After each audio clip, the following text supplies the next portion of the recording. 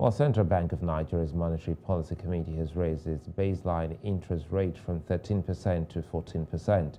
Now, this is the second time the bank will be raising the monetary policy rate this year.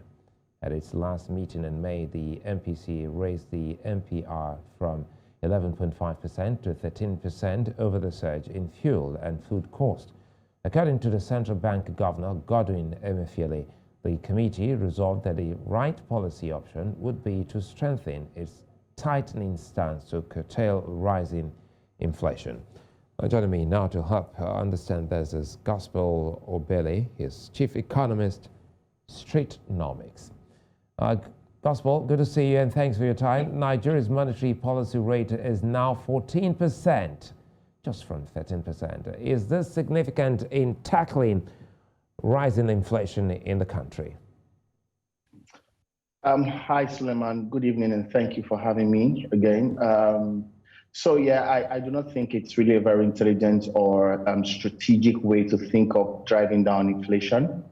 Inflation recently has grown to become more of a geopolitical / structural challenge, leading to some form of cost push dynamics on the value chain than, a monetary phenomenon and all that. So trying to use interest rates as a singular tool, to solve inflationary challenge, I do not think it's really strategic or wise in the sense.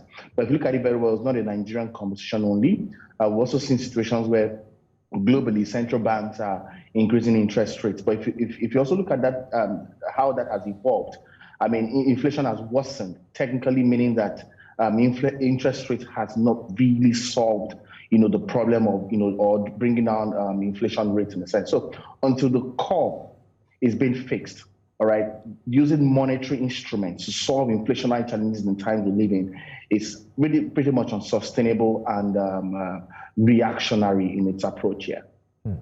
And, let's stay on inflation. Looking at what you highlighted, eyes on the Central Bank of Nigeria. Do you think the bank can effectively tackle inflation in the state that the country is at the moment?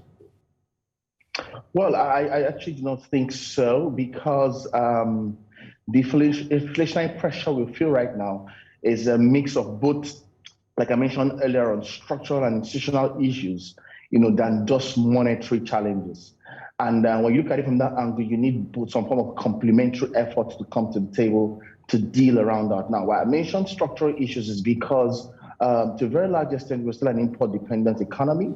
To a very large extent, we haven't fixed the structural deficits, all right, that sort of like create the leakage for that transferred cost along the value chain. What I simply mean is that once the value of the naira, worsens a little bit more, you begin to see prices of food, all right, increase in the market, and that's simply because there's a form of heavy dependency on imports, and that demand-supply gap there would also translate down to the average Nigerian. If you also look at it from an angle of doing business, once fuel subsidy and all the scarcity conversations we had recently, once you have that on the table, it becomes much more difficult for businesses to run, because the majority of households and businesses are the majority chunk of those who consume PMS. So if you fix power or fix any structural challenge you have right now, you realize that Nigerians are less dependent on the core drivers of inflation in Nigeria, which are actually structural drivers and all of that. So I do not think that the central bank can by itself fix these challenges.